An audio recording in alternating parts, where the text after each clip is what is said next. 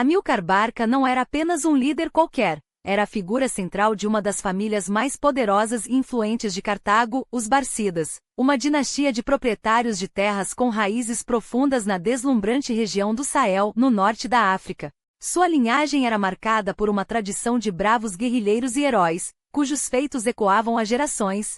Em um momento crucial do império, justamente no ano em que seu filho primogênito veio ao mundo, Amílcar foi escolhido para um destino que mudaria a história: comandar as forças cartaginesas contra o crescente poderio de Roma, em solo siciliano. Sua vida era uma sucessão de campanhas militares, o que o mantinha longe de casa por longos períodos. Enquanto ele traçava estratégias nos campos de batalha, seu filho mais velho desfrutava de uma infância privilegiada, cercado pelo esplendor de uma época que marcaria sua trajetória. Os registros antigos nos oferecem um vislumbre fascinante de quem foi Amílcar, embora muitos detalhes de sua vida privada, especialmente sobre sua esposa e mãe de seus filhos, permaneçam envoltos em mistério. É frustrante, mas compreensível. O tempo apagou quase todos os vestígios da mulher que deu à luz não só Hannibal, mas também seus irmãos Asdrubal e Mago, além de 3 irmãs que se casaram com membros da nobreza cartaginesa. Infelizmente, até mesmo a imagem de Hannibal é um enigma. A única representação que chegamos a conhecer é o busto de Cápuas, descoberto na Itália em 1667. Apesar das controvérsias, muitos historiadores aceitam que aquela escultura retrata o grande general, um homem maduro, com o rosto sulcado pelas marcas de uma vida intensa, a barba grisonha testemunhando anos de experiência e um olhar que transborda reflexão e profundidade. Sua postura sugere alguém que carrega nos ombros o peso de um império, como se estivesse sempre a caminho de mais uma batalha, sempre um passo à frente. Mas o que realmente definia Hannibal, além de sua genialidade estratégica, era seu caráter. Ele não era apenas um comandante, mas um líder que compreendia o valor da lealdade e da união.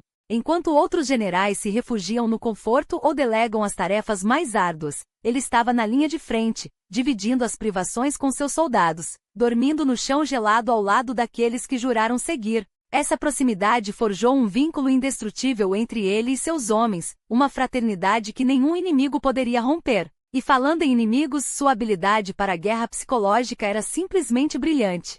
Hannibal não apenas vencia batalhas, ele desestabilizava seus oponentes antes mesmo que o combate começasse. Com táticas engenhosas e um faro aguçado para explorar as fraquezas alheias, ele transformava o medo em sua maior arma, deixando os romanos perplexos e sem resposta. A história de Cartago, aliás, é tão fascinante quanto sua própria saga. Fundada no final do século IX a.C. por uma princesa fenícia, uma mulher destemida que fugiu de Tiro, no atual Líbano, para escapar da opressão de seu irmão, a cidade nasceu como um modestíssimo entreposto comercial às margens do Mediterrâneo. Mas com o passar dos séculos, floresceu até tornar-se um centro próspero, onde o comércio pulsava e a cultura se misturava ao aroma do mar. Até que no século III a.C., seu crescimento agressivo começou a incomodar Roma. O estopim veio em 264 a.C., quando Cartago decidiu expandir sua influência em Acragas, na Sicília. Os romanos, sempre astutos, não hesitaram. Atacaram preventivamente, deflagrando a Primeira Guerra Púnica, um conflito que se arrastaria por 23 anos. Quando Amílcar chegou ao cenário, em 247 a.C., Cartago já estava exausta. Seu filho, Hannibal, nasceu em berço de ouro, criado em uma das vilas mais luxuosas dos arredores da cidade, com vistas deslumbrantes e acesso aos melhores tutores. Um deles, Sósilus, um grego erudito, introduziu o jovem aos clássicos, desde a epopeia de Homero até a lógica de Aristóteles. Mas os ventos da política sopravam contra os Barcidas. Enquanto a elite comercial de Cartago, cansada da guerra, preferia investir em rotas africanas, os militares como Amílcar insistiam em manter o domínio no Mediterrâneo. A balança, porém, começava a pender para Roma. Em 10 de março de 241 a.C., na Batalha das Ilhas Égade, a superioridade naval romana se impôs de vez. Derrotada, Cartago foi forçada a assinar o Tratado de Lutácio, perdeu Sicília, teve que abandonar outras ilhas e ainda arcou com uma indenização de 2.200 talentos de prata. O retorno de Amílcar a Cartago não foi triunfal. A derrota pesava em seus ombros e seu filho, ainda criança, deve ter sentido o amargor daqueles dias. A situação piorou em 239 a.C., quando mercenários, muitos deles ex-companheiros de batalha, se revoltaram contra o Conselho dos Ancianos, que lhes negou o pagamento prometido. Amílcar, no entanto, não era homem de se curvar a traições. Com sua habitual determinação, esmagou a rebelião, usando até mesmo elefantes de guerra para silenciar os líderes rebeldes. Mas a humilhação não terminou aí. Aproveitando-se do caos interno, Roma avançou sobre a Sardenha, uma jogada que deixou Amílcar ainda mais furioso. Para ele estava claro, o conselho dos ancianos havia falhado, e os romanos não perdiam uma chance de explorar essa fraqueza. A semente da vingança já estava plantada, e Hannibal, observando tudo, aprendia com cada erro, com cada derrota. Aquela seria a forja do homem que um dia faria Roma tremer.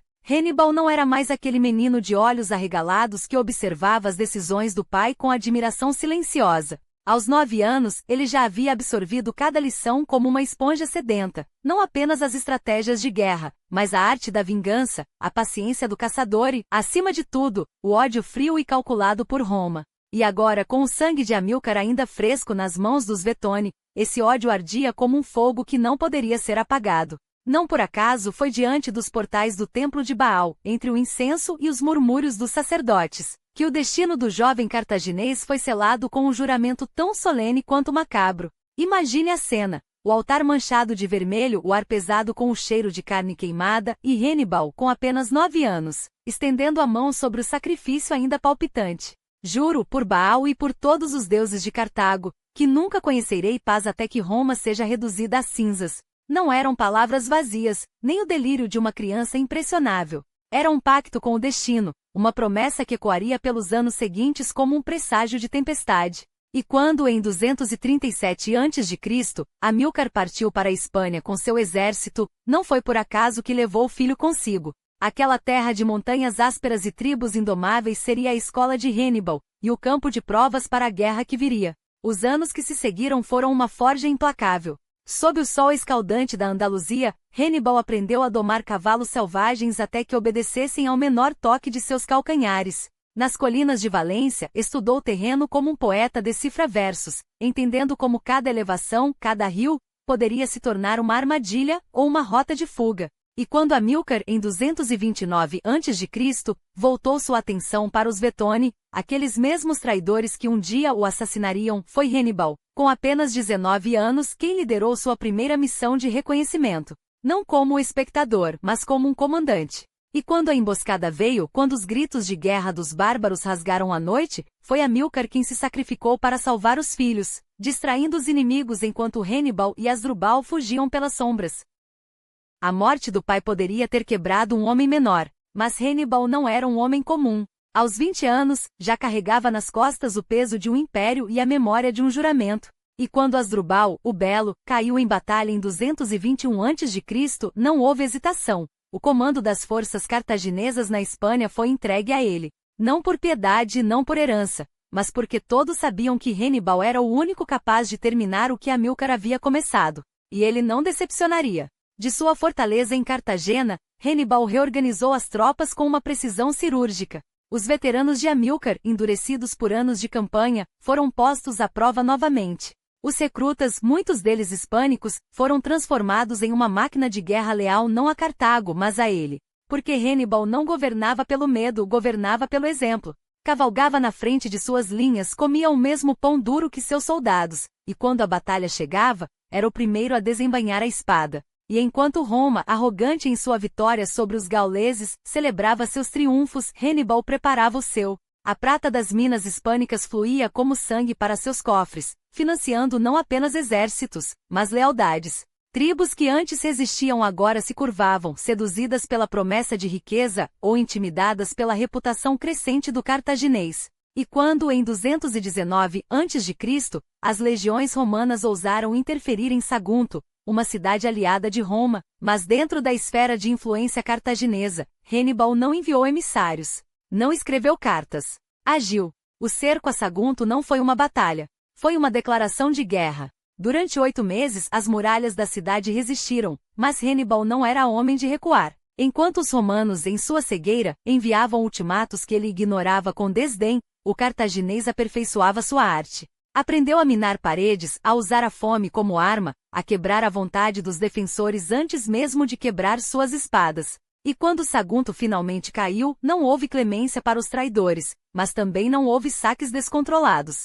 Hannibal sabia que um exército disciplinado era um exército vitorioso. Os despojos foram divididos com justiça, e uma parte significativa foi guardada para o que viria a seguir, porque o verdadeiro alvo nunca fora Sagunto. Era Roma. E quando a primavera de 218 a.C. chegou, Hannibal estava pronto. Seu exército, 50.000 infantaria, 9.000 cavalaria e os temidos elefantes de guerra, marchou para o norte, cruzando o Ebro como um rio de aço.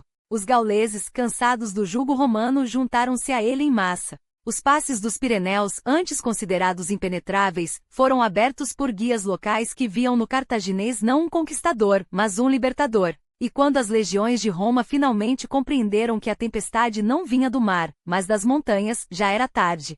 Hannibal estava nas portas da Itália. E desta vez não haveria retirada. A guerra não se ganha apenas com espadas e estratégias traçadas em mapas de pergaminho. Hannibal sabia disso melhor que ninguém. Enquanto os generais romanos se perdiam em debates nos salões de Massília, ele tecia sua vitória no silêncio das tabernas, nas conversas ao pé do fogo, nos suspiros trocados entre mercadores e mulheres de olhares penetrantes. Os carniceiros, os ferreiros, os condutores de carroças, esses eram seus verdadeiros espiões, homens que ouviam mais do que falavam, que colhiam informações entre um gole de vinho e um acordo comercial. E as mulheres? As mulheres de Cartago, com seus colares de prata e palavras mais afiadas que adagas, extraíam segredos dos romanos como se fossem confissões de amantes. Pillow Talk chamariam os historiadores mais tarde, como se o amor não fosse, desde sempre, a arma mais letal de todas. O verão morria devagar e com ele as águas do Ródano baixavam, revelando seu leito como um convite. Hannibal não acreditava em coincidências. Comprou canoas e jangadas dos gauleses, pagando em prata e promessas, enquanto do outro lado do rio, os Volcas, aqueles celas teimosos, aguçavam suas lanças, prontos para transformar a travessia em um banho de sangue. Podiam ter sido aliados. Podiam ter sido mais um elo na corrente que arrastaria Roma ao abismo. Mas não, preferiram o confronto. Um erro. E Hannibal, mestre em transformar erros alheios em vitórias próprias, sorriu. A noite caiu como um manto sobre o acampamento. Enquanto os Volcas vigiam as margens, ele enviou Ano, seu primo, com um destacamento de infantaria leve, rio acima, sob a cobertura das sombras. Mais alto, ordenou. Onde o rio se estreita e a corrente é mais traidora. Lá, onde os celas menos esperavam, as tochas se acenderiam ao amanhecer, não como sinal de rendição, mas de guerra. O sol ainda mal havia rasgado o horizonte quando o fumo subiu. Ano ateou fogo aos arbustos secos da margem oposta, e o vento levou a mensagem como um grito de batalha. Os Volcas, distraídos pela fumaça e pelo tropel de homens que desciam o rio em jangadas instáveis, não viram a armadilha se fechar. Foi então que Ano atacou. O massacre foi rápido. Enquanto os celas tentavam se reorganizar, as primeiras levas de soldados cartagineses já pisavam em terra firme, suas lâminas brilhando sob o sol nascente. Os Volcas, pegos entre o fogo e a água, recuaram em desordem. Alguns caíram sob as espadas, outros atirados ao rio pela própria correnteza. Em minutos, a margem estava segura.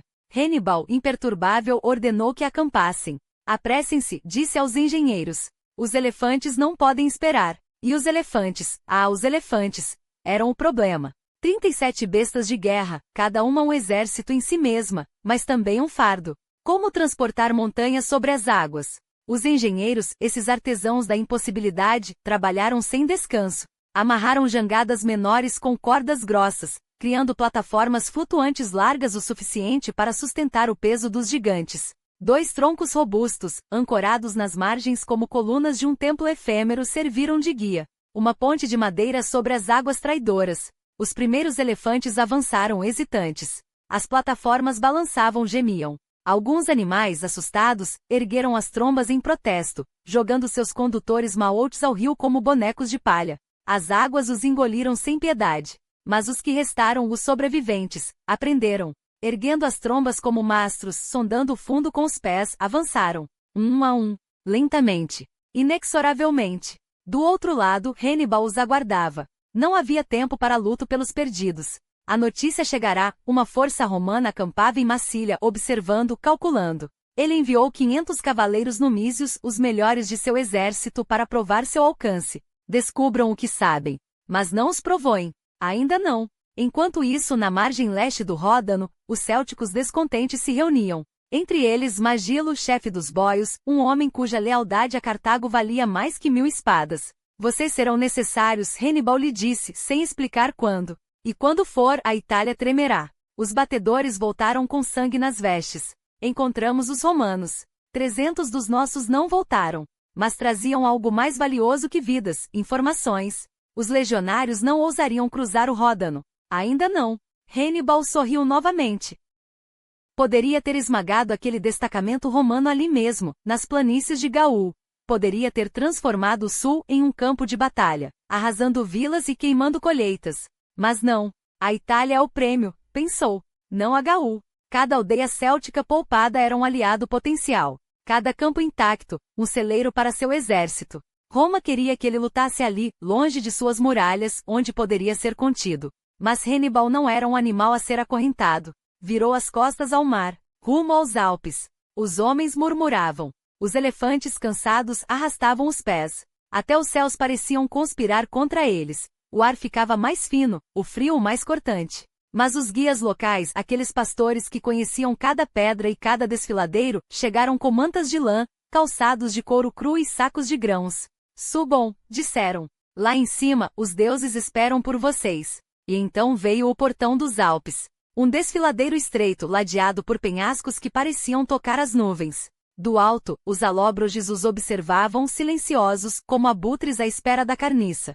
Atacaram qualquer um que ousar passar, avisaram os batedores. Eles conhecem cada pedra, cada esconderijo. Hannibal estudou o terreno. Poderia forçar a passagem à luz do dia, sacrificando centenas. Ou poderia esperar. Ao anoitecer, deixou a maior parte do exército no vale, com ordens de manter as fogueiras acesas. Queimem tudo, disse. Façam-os acreditar que aqui estamos todos. Enquanto os alóbroges se distraíam com o espetáculo abaixo, ele com seus melhores homens, escalou as encostas em silêncio. Não por um caminho, mas por 10.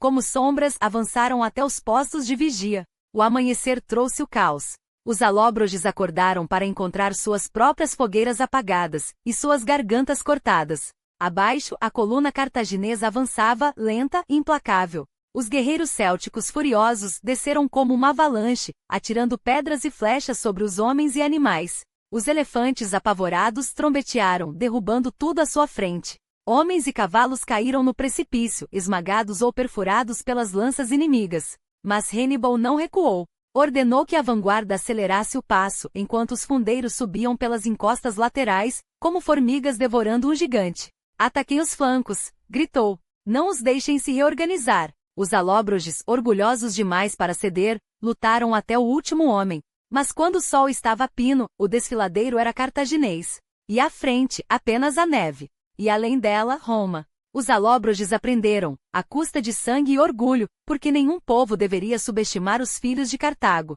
Sua fortaleza, outrora inexpugnável, agora jazia aberta como uma ferida no flanco das montanhas, os celeiros transbordando de grãos de inverno, os currais repletos de gado gordo, os depósitos cheios de armas e mantimentos que Hannibal não hesitou em reclamar. O que era deles por direito, murmuravam os veteranos enquanto distribuíam os despojos. Agora é nosso de novo. Até os elefantes, aqueles colossos famintos, encontraram forragem fresca nas margens do rio Arque, onde a vegetação densa oferecia sombra e sustento. Mas Hannibal sabia, cada vitória era um empréstimo do destino, e os juros se pagavam em neve e gelo.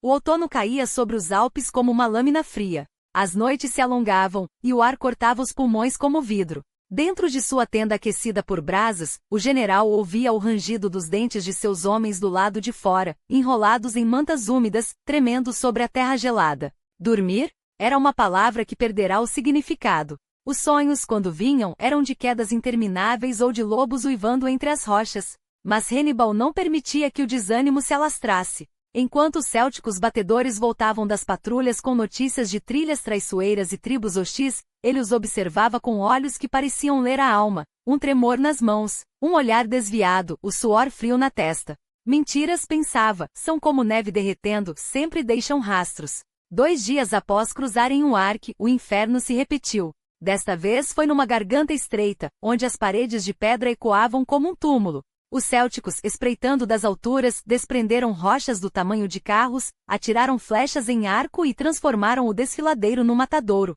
Os gritos dos homens e o troar dos cascos dos cavalos em pânico se misturavam ao estrondo das pedras, criando uma sinfonia de caos. Por um momento até os veteranos hesitaram. Mas então veio a voz de Hannibal cortando o ar como um chicote. Formação. Escudos acima. Não lutamos contra montanhas, lutamos contra homens. Os célticos, confiantes demais, emergiram das florestas como sombras, correndo para atacar a retaguarda.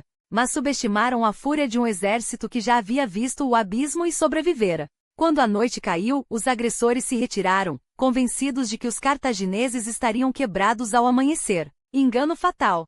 Hannibal não dormiu. Enquanto os sentinelas célticos cochilavam, seus homens, silenciosos como espectros, desceram sobre eles com adagas. Ao raiar do dia, o vale estava livre. E à frente, um espetáculo que roubou o fôlego até dos mais endurecidos. Um planalto alpino de picos cobertos de neve, cachoeiras cristalinas e ar tão puro que parecia lavar a alma. Os sobreviventes caíram de joelhos, alguns chorando, outros rindo como loucos. Os deuses nos guiaram, sussurravam. Mas a realidade era cruel. Os animais de carga estavam reduzidos a uma fração, e as rações a migalhas. A fome já roía as entranhas dos soldados como um parasita. No ponto mais alto dos Alpes, onde o ar era rarefeito e o vento uivava como um lamento, o exército parou. 3 dias acampados na neve, esperando pelos atrasados, curando feridas, enterrando os mortos.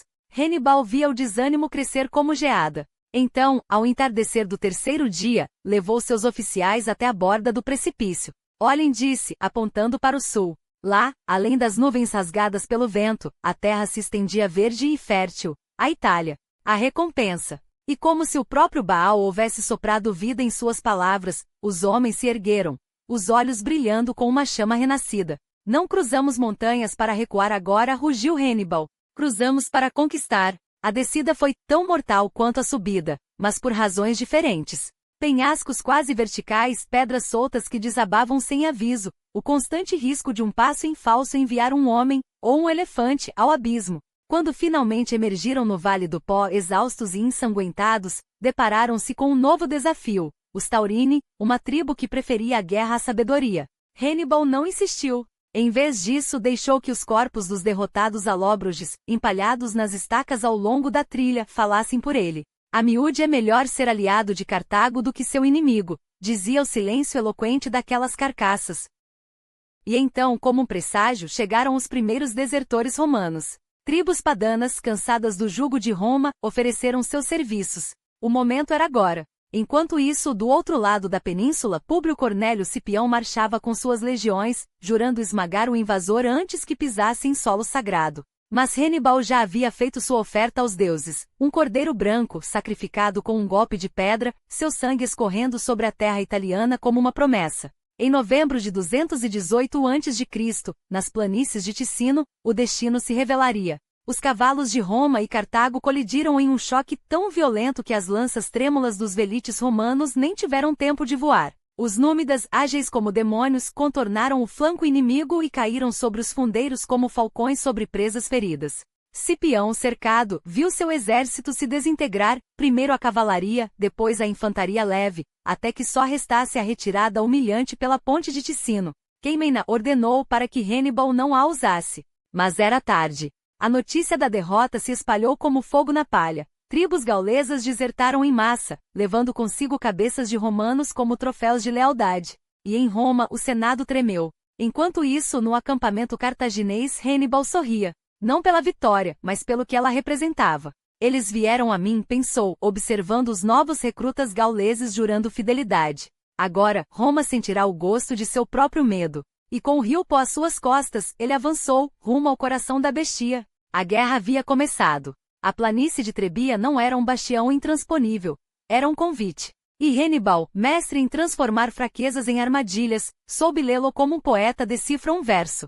Os romanos, tão apegados às suas linhas retas e campos abertos, jamais desconfiariam do emaranhado de juncos à beira do rio. Ali, entre a névoa matinal e o silencioso fluir das águas, o destino de uma legião seria selado. Sempronio Longo, homem de ambição tão inflamada quanto sua impaciência, era o presente que os deuses entregavam a Hannibal. Um general que sonhava com glória pessoal mais do que com estratégia, que via em cada batalha uma página em branco para escrever seu nome na história. E Hannibal, com a precisão de um ourives, soube como polir essa fraqueza até brilhar. Bastou um punhado de cavaleiros númidas, ágeis como sombras, rápidos como o vento, para simular uma retirada desordenada, um isco que nenhum romano orgulhoso resistiria. Eles fogem. Agora é nossa chance. O grito de Sempronio ecoou pelo acampamento antes mesmo que o sol secasse o orvalho. Seus homens, mal alimentados, mal equipados, mal preparados, foram lançados à pressa contra o inimigo. Que tenham comido bem hoje, deve ter murmurado Hannibal, observando do alto da colina enquanto as legiões romanas, pesadas de armadura e leves de juízo, adentravam o rio gelado. A água cortava como lâminas. Cada passo era uma agonia, cada respiração um punhal nos pulmões. Os cavalos, desorientados, escorregavam nas pedras cobertas de limo. Os homens, entorpecidos pelo frio, mal conseguiam erguer os escudos. E quando finalmente emergiram do outro lado, exaustos, tremendo, encontraram não uma vitória fácil, mas o sorridente abismo de um plano perfeito. À sua frente a infantaria pesada cartaginesa, 20.000 homens forjados no fogo das guerras hispânicas, aguardava em formação impecável. Atrás deles, escondidos entre a vegetação, os fundeiros e lanceiros líbios, prontos para transformar qualquer retirada em massacre. E nas asas a cavalaria, númidas, ibéricos, gauleses, montarias que pareciam dançar sobre a terra, enquanto os elefantes, bestas de guerra com olhares de demônios, pisoteavam o chão em antecipação. Sempronio, cego pela arrogância, ainda acreditava que seus números o salvariam. Avancem, esmagaremos esses bárbaros. Sua voz soou como um trovão sobre o campo, mas foi o último comando que deu com tanta certeza. Porque quando as linhas romanas, já combalidas, tentaram fechar o cerco, o chão tremeu. Não por terra, não por céu, mas pelo rugido de milhares de gauleses e líbios saindo das matas às suas costas, facas em riste, sedentos pelo sangue de quem os havia subjugado por tanto tempo. A armadilha se fechou como uma mandíbula. Os romanos, espremidos entre o martelo e a bigorna, não tinham para onde correr. O rio que os traíra uma vez, agora negava-lhes até a misericórdia de uma morte rápida. E então veio o banquete da vitória. Hannibal, sempre generoso com aqueles que lhe serviam, libertou os cativos gauleses sem resgate, sem humilhação. Vão, digam aos seus que Roma não é invencível. Os clãs hesitantes que até então observavam à distância, agora fluíam em massa, jurando lealdade ao homem que lhes devolvera a dignidade. Até os elefantes, aqueles poucos que sobreviviam ao inverno europeu, como o fiel Surus, seu companheiro de uma década, pareciam sorrir enquanto pisoteavam os estandartes romanos caídos. O acampamento de Cipião, abandonado na pressa, tornou-se um símbolo. Se até os generais de Roma fugiam, que esperança restava aos seus soldados? O inverno chegou, e com ele, a notícia que gelou os ossos do Senado. 11 novas legiões. 100.000 homens forjados na pressa do desespero, marchando para esmagar o fantasma que assombrava suas fronteiras. Mas Hannibal, como sempre, estava um passo à frente. Enquanto os romanos se aglomeravam em Arretium, ele escolheu o caminho que ninguém ousaria, os pântanos do Arno, um labirinto de lama e morte onde até o ar parecia envenenado. 4 dias. 4 dias com a água até os joelhos, com os cavalos afundando como pedras, com os homens caindo de exaustão e doença. Chagas se abriam em suas pernas, a febre os consumia por dentro. Até Hannibal, o invencível, pagou seu preço. A visão de um olho roubada pela umidade podre dos pântanos, escorria como cera derretida. Mas quando emergiram do outro lado, ensopados de suor e sangue, não eram mais um exército, eram uma lenda. E adiante, esperando por eles como um prêmio deixado ao acaso, estava Flamínio. O homem do povo, o demagogo que os patricianos desprezavam, o general que nunca havia cheirado pó de batalha. Um homem tão confiante em seu destino que avançara sem a bênção do Senado, tão seguro de sua superioridade que nem sequer fortificara seu acampamento. Hannibal deve ter sorrido ao ver as tendas romanas espalhadas descuidadamente pela planície, como ovinos à espera do lobo. Ele veio até nós, deve ter sussurrado para Maharbali, seu tenente. E agora, meu amigo, vamos ensinar a Roma o que significa desafiar os deuses. O desastre de Trasimeno não foi um acidente da guerra, foi um massacre calculado, uma armadilha tecida com a precisão de um arauto da morte. Flamínio, cego pela arrogância, avançou como um touro contra a capa vermelha, ignorando os presságios que clamavam pelo céu, aves que voavam em formação invertida, sacrifícios cujos fígados apodreciam nas chamas, o lago Trasimeno espelhando um crepúsculo ensanguentado antes mesmo da batalha começar. Mas o cônsul não tinha tempo para augúrios. Roma afinal não se curvava a superstições, ou assim ele acreditava. E então, a névoa. Não era um simples vapor matinal, mas um sudário descido pelos deuses para encobrir o abate. Quando os romanos adentraram a garganta do Borgueto, entre colinas que sussurravam traição e um lago que engolia os gritos, Hannibal já os esperava. Não como um exército, mas como a própria paisagem, invisível, onipresente e letal. O primeiro toque da buzina cartaginesa não foi um chamado à batalha, foi o sinal para o abate. Cavaleiros numídeos desceram das encostas como avalanches de aço, cortando a retirada. Os legionários, comprimidos entre a água lamacenta e as lâminas inimigas, perceberam tarde demais que não lutavam contra homens, mas contra o terreno, o clima, o destino que Roma havia desprezado. 15.000 corpos afundaram na lama ou flutuaram no Trasimeno antes que o sol queimasse a névoa. Flamínio, o cônsul que desafiara os deuses, teve seu crânio esmagado por uma lança, um fim adequado para quem acreditara que a vontade de Roma bastava para dobrar o mundo. 6.000 sobreviventes, desarmados e tremendo, foram arrastados como gado para os acampamentos cartagineses. Só os gauleses, cujos ancestrais já conheciam o gosto da traição romana, foram poupados, não por piedade, mas por cálculo. Hannibal não matava aliados potenciais, ele os recrutava. E quando as notícias chegaram a Roma, o Senado, que se julgava imune ao pânico, descobriu que até os homens mais frios podem sentir o gelo da derrota nas veias. Por dias, os pátrios debateram entre murmúrios e maldições, enquanto as matronas queimavam incenso aos deuses e os plebeus sussurravam sobre o fim dos tempos. A solução veio na forma de um velho, Quinto Fábio Máximo, o conctator, o adiador, não um herói de espadas reluzentes, mas um estrategista que entendia algo que Flamínio jamais compreenderá. Contra Hannibal, a vitória não se ganhava no campo de batalha, mas na mente do inimigo. Enquanto o cartaginês marchava pela costa adriática, saqueando como um deus vingativo, Fábio agia como sua sombra, nunca enfrentando-o frontalmente, sempre erodindo suas forças. Queimava colheitas, envenenava poços, transformava a Itália em um deserto móvel.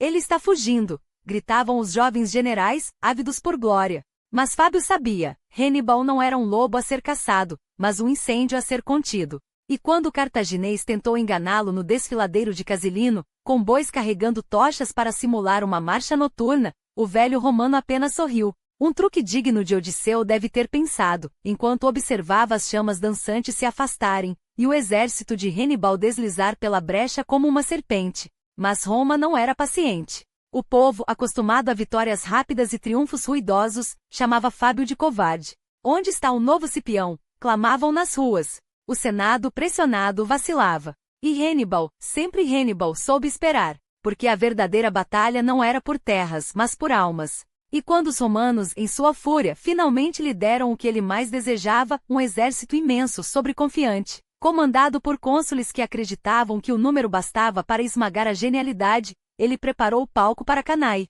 2 de agosto, 216 a.C. O sol sobre a Apúlia não iluminava um campo de batalha, iluminava um altar. De um lado, 80.000 romanos, uma força tão vasta que seus próprios generais mal conseguiam controlá-la. Do outro, Hannibal com metade desse número, mas com algo que Roma havia perdido, a arte de transformar fraqueza em armadilha. Os cartagineses, alinhados em um crescente frágil, recuavam como se fossem quebrar. Os romanos ufanos avançavam, empurrando o centro inimigo para dentro de si mesmo, como um homem que abraça sua própria ruína. E então o cerco se fechou.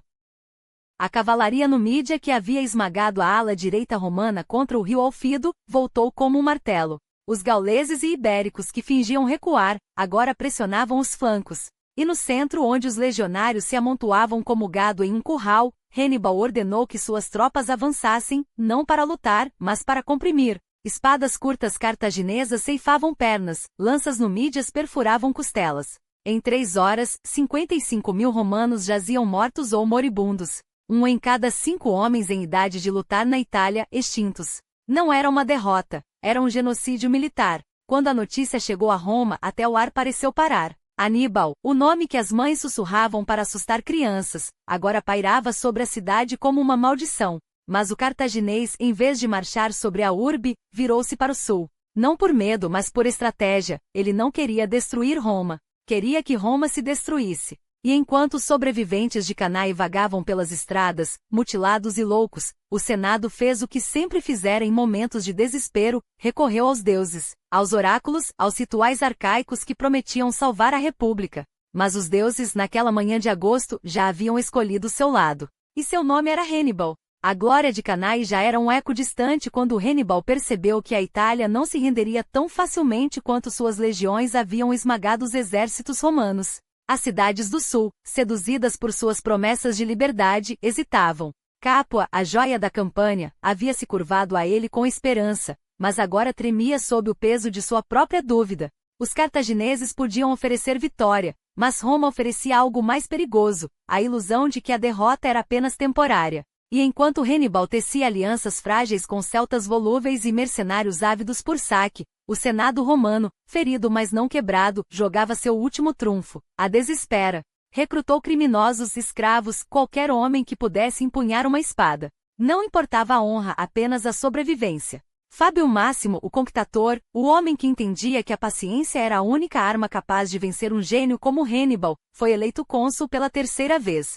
Sua estratégia não era brilhante, era obstinada. E no fim, a obstinação vence guerras. Enquanto isso, Cartago, sempre mesquinha com seus generais, enviava migalhas. 4.000 soldados, 40 elefantes, promessas vazias. Era como tentar apagar um incêndio com vinho.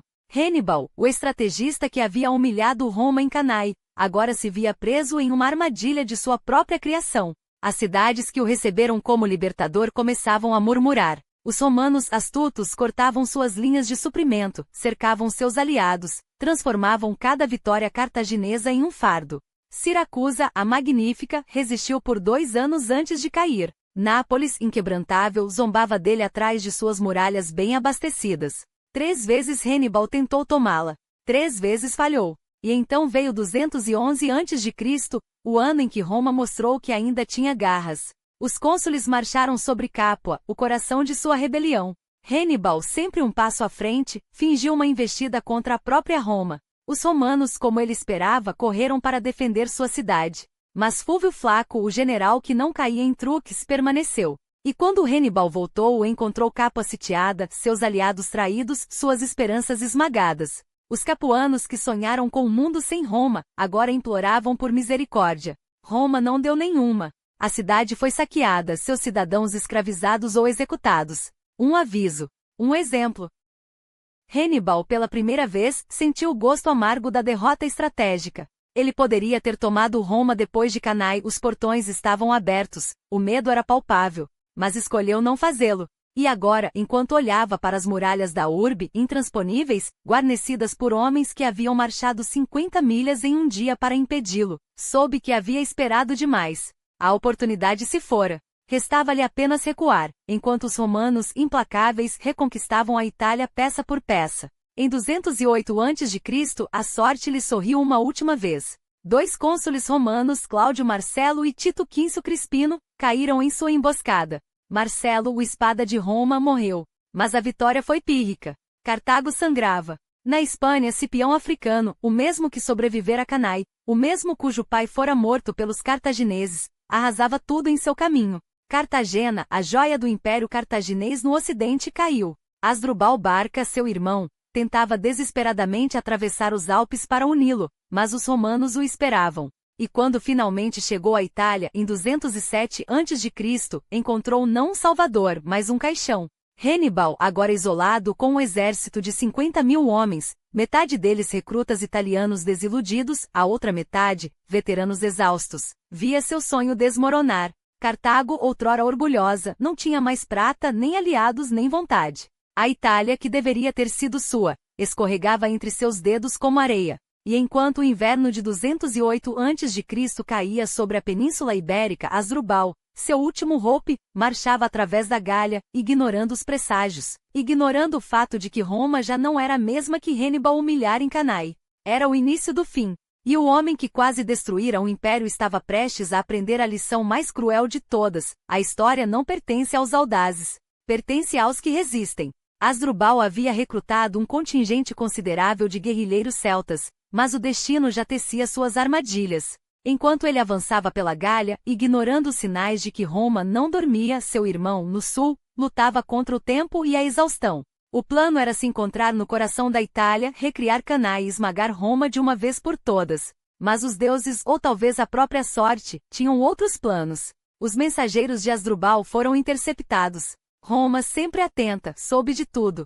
E quando as legiões se moveram, Não foi apenas para bloquear um caminho, foi para fechar o cerco. Hasdrubal, confiante, não suspeitou que as forças romanas já estivessem se reunindo em silêncio. Até que na véspera da batalha viu que não deveria existir um exército muito maior do que o esperado. Era tarde demais para recuar. O Metaurus com suas margens íngremes tornou-se seu túmulo. Hasdrubal, em vez de fugir, lançou-se ao combate, preferindo a morte à humilhação. Dizem que sua cabeça, cortada com precisão cirúrgica, foi lançada aos pés de Hannibal como um aviso. Aí jaz o destino de Cartago, teriam dito. E o grande general pela primeira vez sentiu o peso da derrota. Enquanto isso, em Brutium, Hannibal ainda resistia. Mas o mundo já mudava. Públio Cornélio Cipião, o mesmo que esmagara Mago na Espanha, agora avançava sobre a África.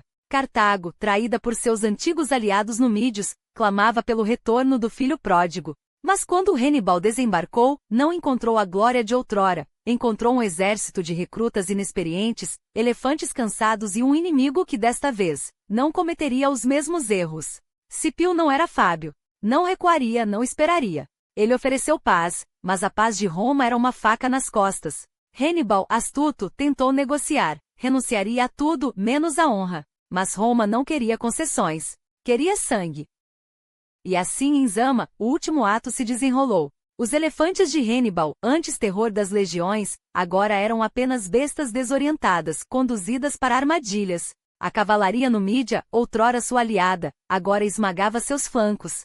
E quando as linhas cartaginesas ruíram, não foi apenas uma derrota, foi o fim de um sonho. Os mercenários em pânico voltaram-se contra seus próprios companheiros. Os romanos avançavam implacáveis. E Hannibal, pela primeira vez em anos, viu o medo nos olhos de seus homens. A história não se escreve com audácia. Escreve-se com ferro, disciplina e a fria determinação de quem sabe que no final, só resta um vencedor. Mas os veteranos italianos, endurecidos por décadas de guerra, não recuariam. Com uma calma que só os grandes generais possuem, Hannibal assumiu o comando da terceira e última linha, forjando ordem no meio do caos. Os soldados, antes dispersos pelo pânico, agora se alinhavam como um só corpo, uma muralha de carne e bronze. Mas a infantaria romana, pesada e implacável, esmagava seus flancos com a precisão de uma máquina de guerra. E então veio o golpe final. A cavalaria de Cipião, ainda ensanguentada pela matança dos cavaleiros cartagineses, emergiu como uma tempestade pelas costas de Hannibal, ceifando vidas com a mesma frialdade com que se cortam espigas maduras. Não há palavras para descrever o custo daquele dia. Roma perdeu apenas 2.000 homens, um preço irrisório. Cartago, porém, deixou 20.000 mortos no campo e outros 20.000 arrastados em correntes. Foi o preço da ambição, da teimosia de um homem que, mesmo derrotado, ainda se recusava a curvar-se. E assim, com o peso de uma nação quebrada nas costas, Hannibal voltou-se para o leste. A apenas 120 milhas dali, suas terras ancestrais o aguardavam, um refúgio temporário antes do exílio definitivo. Cartago, outrora senhora do Mediterrâneo, agora se via reduzida a cinzas e humilhação. Os negociadores romanos, sorrindo como lobos sobre uma presa abatida, impuseram termos que doíam mais que qualquer espada. A frota, reduzida a um punhado de navios. Os elefantes de guerra, entregues como troféus a Roma, 10.000 talentos de prata, uma fortuna que sangraria as veias da cidade por gerações. O primeiro acordo, após a Primeira Guerra Púnica, havia sido um aviso. Agora, era uma sentença. Mas Hannibal não era homem de aceitar o fim sem lutar. Ao retornar a Cartago não encontrou ruínas, mas uma cidade que ainda respirava, e que, contra todo senso, o recebeu como um herói. Por um breve momento a política o chamou. Em 196 a.C. ascendeu ao cargo de sufete, o magistrado supremo, com um único objetivo: arrancar o veneno que corrompia sua pátria. A aristocracia mercantil responsável pela decadência seria sua próxima batalha. E ele não lutaria com espadas, mas com leis. Promoveu reformas, quebrou monopólios, expôs a corrupção que apodrecia os salões do poder. Até que, inevitavelmente, os mesmos que se locupletavam às custas de Cartago uniram forças com Roma. Os sinais vieram como sombras antes da tempestade. Uma delegação de senadores romanos em missão diplomática pisou o solo cartaginês, e Hannibal soube. Era a hora de partir. Mais uma vez. Na calada da noite, como um fantasma, deixou para trás a cidade que amara e odiara em igual medida. Rumou para o litoral, onde um navio o aguardava não para Cartago, mas para Tiro, o berço ancestral de seu povo, agora sob o domínio de Antíoco III, o Grande, rei dos Seleucidas. O exílio não seria um fim, mas um novo campo de batalha. E foi lá, na corte de um império que sonhava desafiar Roma, que Hannibal encontrou seu último propósito. Como conselheiro militar, sussurrou estratégias nos ouvidos do rei, planejou invasões, sonhou com uma aliança que esmagaria a águia romana de uma vez por todas. Até que, num giro cruel do destino, os dois homens que haviam definido uma era se encontraram novamente. Cipião, o africano, e Hannibal, o cartaginês, agora não como inimigos em campo aberto, mas como sombras de si mesmos em terras distantes. Dizem que foi na Ásia Menor, sob um céu que não pertencia a nenhum deles, que traviram aquele diálogo que a história jamais esqueceria. Cipião, com a modéstia de quem já havia vencido tudo, declarou-se o terceiro maior general de todos os tempos. Hannibal, com um sorriso que escondia séculos de guerra, respondeu: "E se eu não tivesse sido derrotado por você?" A pergunta pairou no ar como uma lâmina. Cipião nada disse. Não precisava. Ambos sabiam a resposta. Mas o tempo não perdoa nem mesmo os gigantes. Em 189 a.C., os Seleucidas caíram. Antíoco, humilhado, entregou Hannibal aos romanos como um presente envenenado. O leão, porém, ainda tinha garras. Fugiu para Creta, viveu na sombra, planejou, sempre planejou. Até que em 186 a.C., a sorte o levou à corte de Prúsias, rei da Bitínia, um canto do mundo onde Roma ainda não estendera sua sombra. Lá provou que a genialidade não envelhece. Esmagou os navios de Eumenes, aliado de Roma, com um estratagema tão brutal quanto poético, jogando serpentes venenosas nos convés inimigo, transformando o mar em um campo de morte. Porém, até os reis se dobram quando o medo os domina. Em 183 a.C., com as legiões romanas se aproximando, Prúsias fez sua escolha. Traiu Hannibal. Mais uma vez, o cartaginês se viu cercado, desta vez sem saída. Em Libissa, sua última fortaleza, com 64 anos e o corpo já marcado pelo tempo, ele fez o que sempre soube fazer melhor, decidiu seu próprio destino. Não seria exibido como um troféu em Roma. Não daria aos seus algozes o prazer de vê-lo de joelhos. Tomou veneno. E assim terminou a vida do homem que aos 9 anos, jurara ódio eterno a Roma, que aos 26 cruzou os Alpes com elefantes e um exército de sonhadores, que mesmo derrotado jamais deixou de ser um pesadelo para o império que o destruiu.